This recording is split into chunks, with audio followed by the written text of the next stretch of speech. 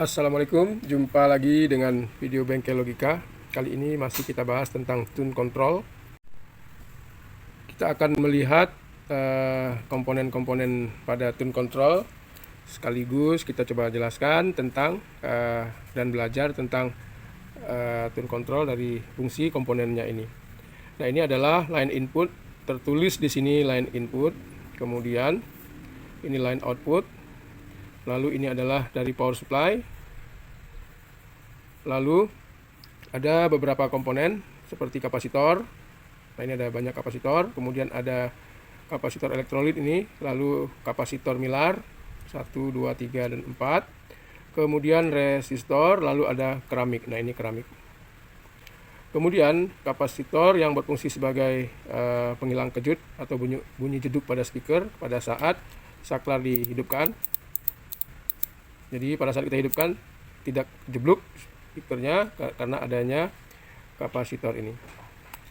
Nah, ini kadang-kadang kalau sudah pada speaker bunyi jeduk, biasanya kapasitor ini sudah kering. Lalu kita lihat fungsi kapasitor yang bagian ini 100 mikrofarad ini adalah sebagai filter.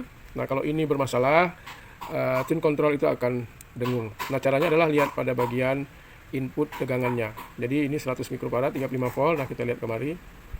Nah, ini bagian negatifnya. Lalu yang kedua bagian positifnya. Nah, ini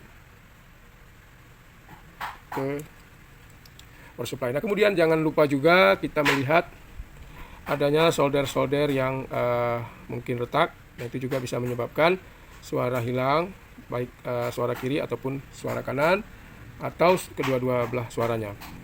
Lalu kita coba lagi lihat. Nah, ini adalah volume. Volume adalah untuk memperbesar suara input. Kemudian ini treble. Nah, potensio yang digunakan 100K. Nah, lalu di sini ada kapasitor. Nah, ini fungsinya untuk tweeter atau menghasilkan filter frekuensi tinggi. Nah, ini bisa diganti, dicoba nilai-nilai tertentu. Nah, tetapi yang dibuat oleh mereka ini sudah cukup memadai juga. Lalu ini ada dua kapasitor. Nah, ini nilainya sekitar nanofarad. Misalnya di sini kita lihat berapa nilainya. Nah, ini 473. 473 itu artinya 47 nanofarad. Nah, ini nada bass. Nah, kita bisa memperbesar sedikit atau menurunkan sedikit jika power amplifier yang kita gunakan terlalu tidak enak bassnya atau terlalu kecil bassnya, kita bisa perbesar.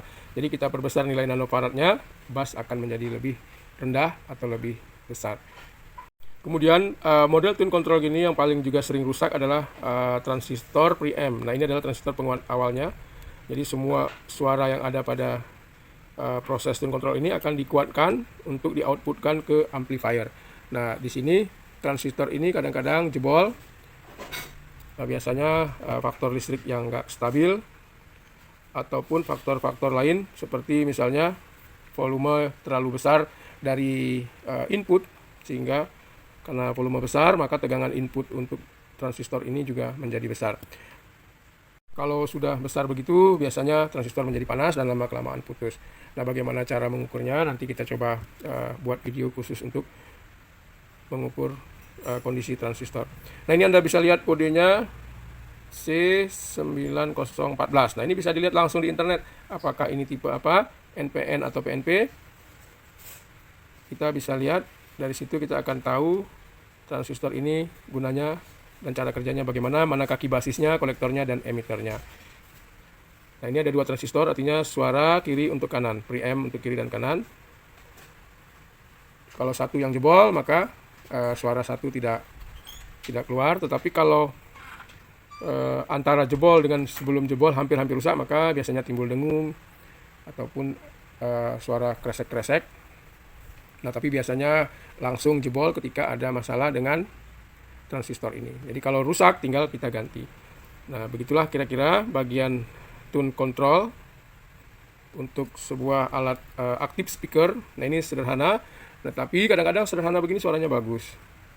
Jadi tergantung dari input. Ada juga tune control yang banyak sekali penguatan, bahkan bisa tidak begitu enak kita dengar. Nah, ini simple. Nah, bisa jadi lebih bagus. Lalu di sini Anda lihat di groundnya dihubungkan semua. Nah, ini ground dihubungkan semua. Nah, tujuannya adalah untuk menghilangkan dengung. Jadi salah satu sumber dengung dari sound system adalah pada tone control. Kalau tidak bagus tone control, maka dengung akan terbawa menuju amplifier. Di amplifier juga ada noise dengung, tetapi ini sumbernya. Makanya ketika kita buat tone control, kita pastikan tone control ini bagus, lalu tegangannya benar-benar tegangan yang stabil, tegangan DC. Baiklah, cukup sekian. Semoga sedikit informasi ini ada manfaatnya. Assalamualaikum warahmatullahi wabarakatuh.